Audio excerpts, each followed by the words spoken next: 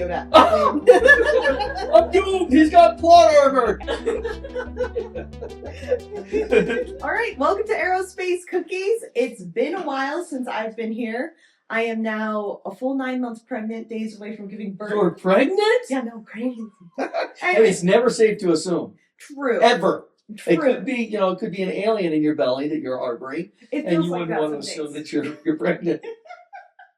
Either way, let's just hope I don't go into labor during our show today. That would be awkward.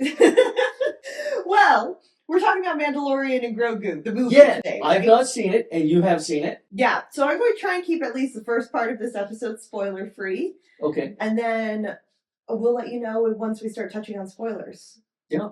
So I've heard, I've been following the media, what they're saying about it, and the latest news is that after opening weekend, it's determined to be a bomb. And that's just on box office receipts. There was a lot of concern before the movie actually released because pre-purchase of tickets was really low. The main thing I've seen in the reviews is that it just feels like 3 episodes taped together. So what's the reality? Reality is, I think they made it a self-fulfilling prophecy by saying it was going bomb before they ever... So because the media was saying, oh, it's going to tank, it tanked. Yeah, and I can say a lot about how they've handled the Star Wars franchise, and I probably will in a minute. Okay, but I have a lot to say about that too. Please continue. Well, focusing specifically on this movie, I agree it did feel like 3 episodic adventures, but they weren't disjointed in any way. Okay. Well, the whole series, so I've watched the series. Haven't seen the movie yet, but the series is very good, I think. Yeah, I have only seen season 1 of the series, so you've seriously? Yeah. Wow. Well, I didn't know that. What's his name? The Boba Fett, Book of Boba Fett, or whatever it was. I didn't know I was supposed to watch that between the. And yes, and this is part of my problem actually with the Star Wars franchise right now, is that I think there was a lot of people who said, I haven't seen 3 seasons of The Mandalorian, I haven't watched this Book of Boba Fett, I have not caught up, I have not stayed caught up with the 15 million TV shows. Why would I go see this movie? That's fair. Because that was me. To be quite honest, I went with my husband because it was his thing and it was fun to go with him. He was so excited. I know. It's opening up this weekend. and he's caught up with everything, and it was fun to go with friends and everything. But I didn't have any problems following the movie, even though. Oh, you hadn't seen. I have, yeah. Well, I had no problems. I haven't. That's good for viewers to know. You don't have to get caught up before you see it. Yes. So I haven't seen. And I haven't even seen season 1 since it was airing in 2020 or whenever. Oh, so it's been even a long time. Yeah. So I really knew nothing, and I went in and I had the most fun watching a Star Wars movie than I've had in a long time. Well, that's fantastic. It was just what you want. Yeah, it was fun, and that's what I can say about it. Is maybe it wasn't their biggest masterpiece, maybe it wasn't the most, I don't know, stellar visual one. It's certainly not science fiction. No, none of Star Wars is science fiction. Just to be clear, it's I don't know if you want to call it future fantasy, if you want to call it space punk, space opera, whatever you want to call it. It's not science fiction. No, but it's fun. It's and that's so what it's fun. Supposed to be. Yes, and I am so glad that we didn't have. Well, this is minor spoilers, but we didn't have any of the main franchise characters outside of The Mandalorian. Oh, okay. Showing up. We didn't have... You didn't have a CGI Luke, and we didn't have a CGI Leia. Exactly. And I really wait a second. Where does... In the episode 1 to 9, where does Mandalorian fall in? Does it fall between 6 and 7, or is it after 9? It's between 6 and 7, I believe. Yes. Okay. All right. So, mild spoiler, Luke and Han Solo are still living at this point. I believe so. But... Oh, that's right, because, Luke did show up in this TV series. Yeah, he shows up in the TV series, which is something I know, but again, haven't actually watched it. Yeah, it was a surprise. Like, oh, wow. And, you could tell that he's because he's younger. So the actor Mark Hamill didn't play him. and you could tell it's CGI, but it's very good CGI. It's not like the CGI dinosaurs in the first Jurassic Park where you're going, oh, that's a little bit rough. That's almost like The Incredible Mr. Limpet, but not quite. Sorry, young viewers, go watch The Incredible Mr. Limpet and you'll know what I'm talking about. Going back, though, to The Mandalorian, Yes. their CGI hurt it a few points. It Oh, was yeah? very well done, but there were a few points that it's just, I don't know if I'm not unbelievable or it's just that it was like, oh, there was an awkward moment where I stopped believing that character was there or real, especially next to Puppet Grogu, who they had done so much work with and was so tangible that then you put some sci-fi alien thing in the background that isn't a main focus, so it doesn't like get a ton of that CGI work. okay. And there are just that moments of like, I feel a little pulled out of the story because that my brain pinged that as weird. Or Now, did they? What is that? For doing the TV show, they had this hemispherical set that was all liquid crystal TVs or something Yeah. like that. Was it? What did they call that? The void or something like that, or the space? Or they have a name for it. Yeah. Was it filmed in that? Do you know? I don't know. I don't Okay. know anything about behind the scenes or Okay. anything. Fair enough. I showed up, enjoyed the movie, and walked out and said, I am happier with that Star Wars thing than I've been with any Star Wars thing in a long time. Well, that's great. Yeah, I haven't enjoyed one since. What was the one that was kind of right before the events of Episode 4: A New Hope? Was that called Rogue One? Yeah, Rogue One. That's I haven't seen one better than that since that one came out. I agree. Rogue One is still the strongest standalone movie in the Star Wars franchise. It's a fantastic movie, Yeah. I thought.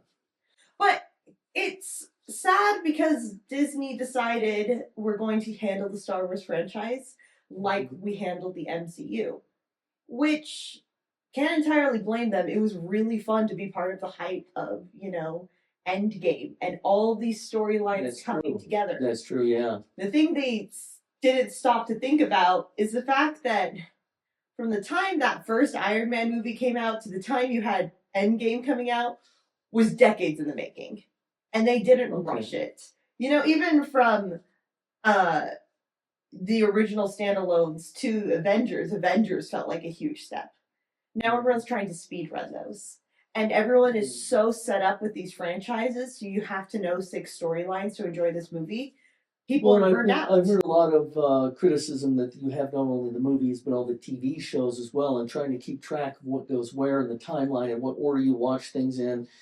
People are just throwing up their hands and saying, okay, this is ridiculous. I don't even have time for this, let alone interest in figuring out how to watch it. Exactly. I heard someone recently say that the bigger problem isn't that fans are angry or upset with the franchise, is that they're just apathetic at this point. I've heard the same thing, and they've said that the apathy that they've created for the series is far, far worse than any negative review of any one movie or TV show. That the apathy is probably going to kill the franchise. Yeah, which is sad. I love the Star Wars universe. I grew up watching the originals on VHS, I saw the very first one, Star Wars: A New Hope, before it was A New Hope, in the movie theater. And I think, what was that, 1976, 1977? Yeah. Right. So 76, and this year's 2026, the 250th anniversary. So we went from the bicentennial to the semi-quincentennial over the course of the of the country. Yes. Yes. Surprise. I'm sure Star Wars hasn't been around for 250 years. Yeah, we're talking about the country. But I think A New Hope came out the bicentennial year. Yeah. And now we're at the semi-quincentennial. And say that 10 times fast. 10 times fast. Don't lynch me on the internet, because I do love the original trilogy. Mm-hmm. It doesn't hold up to today's standards. It's dated. In fact, I wish they would go back. Lucas, of course, prevented it, but I wish they would release the original theatrical release so that you can see all those practical effects that they had created for that movie rather than the CGI effects they added for the re-release. I still have those on, the widescreen VHS tapes, but the ones I grew up on. Yes, the ones you grew up on. and Han Solo shoots first. Yeah. And then we have the prequel trilogy, which is a journey of Take Jar Jar out and it would work much better. one of many things I think you could take out. Okay, fair. But it had such cool concepts. And it was like so fun, even if it wasn't maybe executed as cleanly as the first three. That first trilogy really began to build the larger political backdrop of the story thread that ran through that political backdrop. Which is so cool. It made this world so much more rich with that. Yeah, it made it feel like a larger. It still doesn't feel galaxy sized, but it felt like rather than just one or two planets, it felt like an entire society. Yeah, and then we're just not going to talk about the most recent trilogy. Thank you. There are good things about it. CGI wise, stunning. All three movies knocked out of the park with the visuals. I will give them that. Yes. I couldn't tell you what the storyline is though if I needed to. Yeah, I agree. And everything was so confusing, and I think it was episode 7 was just a rip off of episode 4, and it was so much a rip off of it they made fun of it actually during the movie. Yes. Han Solo, I think, was saying something like, "Oh, you mean just like the Death Star?" You know. Yes.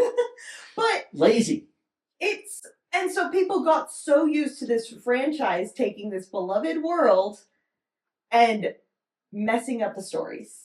Yeah. That I think by the time we're here in 2026 with Mandalorian and Grogu, which is a fantastic movie that doesn't tie into that main storyline hardly at all. Like we're talking about, the Empire's fallen, we're working with the rebels. That's as much to the main storyline as you're touching, but people are so programmed to, I need to know all the storylines of all the TV shows and movies, and they've all disappointed me. So why would I watch a movie that they assume would connect those? Mandalorian is kind of a reboot of the series. So like they did with Star Trek, where they just moved everything into an alternate timeline with Captain Kirk. Do you think Mandalorian could do that and rescue the franchise? No, because the Mandalorian he's not the character to rescue a franchise because he's on his own and he's going to stay on his own. Him and his son would like their alone time, please, and thank you. Okay. You start getting it mixed up with the bigger world and you take away what people are liking, I think, about it. The TV show is that it's episodic adventures and it's meant to be something I can enjoy and not have to think about.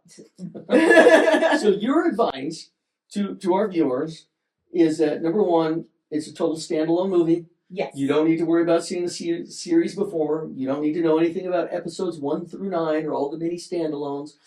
It's just a fun movie. Go see it. Is that what you'd say? Yeah, more or less. I mean, it helps to know who the Mandalorian is and why he's going around with this mini Yoda guy. I would recommend knowing I think call it Baby Yoda, not Mini Yoda. Baby Yoda, but you don't know that. Yeah, you don't know that. But, so knowing as much as the Mandalorian, his religion, his weapons, essentially. And armor. Don't take off your helmet. It is the way. That is true. And he has an adopted son that is Baby Yoda named Grogu. I think you know everything you need to. Okay. Also, if you like explosions, you're going to enjoy this. That was something that my husband and the friends we went with loved, is good fight choreography and big explosions. I love that kind of thing. And it's, what I'm hearing is Disney's beginning to think that, we do need to make movies that appeal to men as well as to a broader audience. Because a lot of men feel really disenfranchised by the direction that Disney is taking all of their mini shows, the MCU, as well as Star Wars. So I think Disney needs to figure out a lot of different things, and it's not just one problem. Okay, but I feel like The Mandalorian is getting hate that I wish it wouldn't. I think if it was given a chance, it could have done a lot better. Well, yeah, I think it's anger at Disney more than anything having to do with the franchise itself. Again, though, I don't even think it's anger. I think it's apathy. I think they're tired. Okay. And especially at a time where you have all of these really, really unique movies coming out from independent artists. You know, like Yeah, there's a couple of YouTubers that put out movies this last weekend, and they outperformed Mandalorian and Grogu exactly. on a shoestring budget. Yep. I went to see the final showing of The Amazing Digital Circus last night. With your siblings? With my siblings, yes, and some friends. And that was the most lively and full theater I have been in a long, long time. Wow. Like and it was a low budget YouTuber. Yep. That's fantastic. And it got all of the support, you know, everyone's excited, and you know, the screen finally goes dark and everyone's like, shush, shush, shush, shush, shush, it's starting. I don't remember the last time I was in a theater that people were like, no one talk. was there cheering and clapping at the end of the movie? Yep, 100%. Oh yeah. Yeah. I gotta tell you, it was so when they re-released Star Wars, my wife and I, your mom and I, we went and saw it at the what used to be called the Chinese Man Theater. I don't know who owns it now, but the Chinese theater right there in Hollywood. And oh my gosh, it was such an excited crowd, packed full in this enormous theater, people lined up forever, and it was just fun. And that's what the theater going experience should be. Yes. But when it's as expensive as it is, and you're getting stuff that's meh, and you can just watch it from your couch. Well, you know, I got you've seen my TV and my 5.1 surround system. Exactly. You know, I there's no additional payment to watch each show. Well, yeah. Sometimes I buy the DVD. Sometimes you got to buy the Blu-ray to get the real experience. But I think Disney is going. I think we're going to look back in this era the same way we look back at the era of the death of 2D animation, where they were doing a lot to self-sabotage, whether it was on purpose or on accident. Critics can debate that, whatever. But where there was a definite shift and a change because they were adapting to the times, and it wasn't always smooth and graceful. But I think there will be movies that in 10 years people look back and they were like, this was actually a good movie. Why did it flop? I can believe that, yeah. Video killed the radio star, right? Yeah.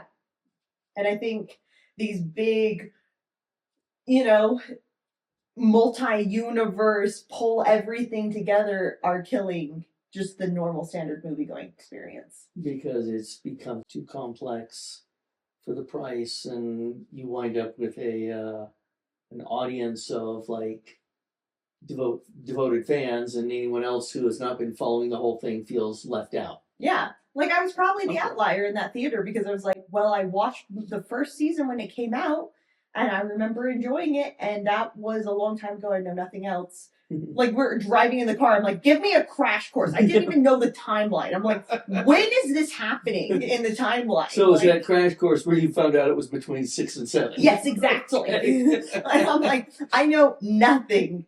And I had so much fun with it. Also, I'm a sucker for Baby Grogu. Like, they knocked it out of the park with that character. Yeah. They brought in so many more people to the franchise just because of the cute little baby Yoda or mini Yoda. 100%. Well, anything else you want to say about it before we close up? I will say this is as close as I'm going to get to some spoilers. So some minor spoilers I do want to address real quick. All right. So spoiler warning. I'm not going to ruin it for him, so hopefully I won't ruin it for you. But if you're very sensitive, time to click away. Great. But I will say the 3-episode, it was very 3-episodic feeling. Okay. But each one flowed from one to the other cleanly enough. It wasn't a problem. And it was nice for me that each one kind of had a different feel and a different mini arc of adventure as opposed to the traditional big movie arc. Okay. I thought it was actually kind of fun, even though it was maybe not the best for a movie. Okay. But one of those things I was able to do because of that is it introduced a side character that kind of became a main character and gave them more screen time and more opportunities to shine in one of those mini arcs. And also, Grogu got his own little mini arc of shining, which is nice. Because normally you have the big tough Mandalorian, you know, nothing's going to go wrong. The Mandalorian's here. He's going to steal the show. Grogu's going to be adorable. Right? They call it plot armor, don't they? Yeah. It's much tougher than the Beskar. Yes, yes. But if Grogu is suddenly left alone, or the Mandalorian can't help for whatever reason, what happens then? Okay. And so the story actually gave us moments of other characters shining, which was Well, really that's nice good. in a Mandalorian movie. Right, I guess, and if you did the traditional 2 hour, 2.5 hour long movie with a single arc, you really wouldn't be able to do that. So maybe it was innovative rather than sloppy, huh? Maybe I'm not smart The enough. jury's out. Yeah. But I personally really enjoyed that.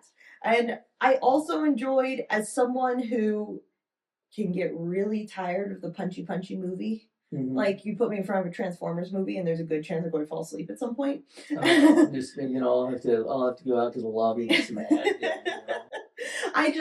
This movie, all of the fighting was so clean and so interesting to watch that it was Well, like it's good very because engaging. The fighting in MCU is just so over the top, you can't even follow what's going along anymore. So not like that then. It's still over the top, but Okay. in the same way Star Wars has always been over the Okay, top. so you can still follow it. Yes, you can Okay. still follow it.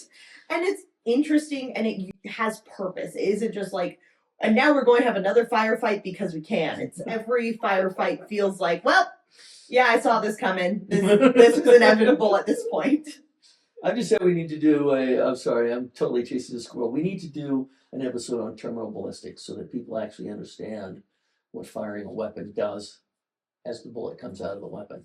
Excellent. You We'll do that at some future time. You can teach me because I know nothing. Terminal ballistics. We'll do that as an episode. Okay.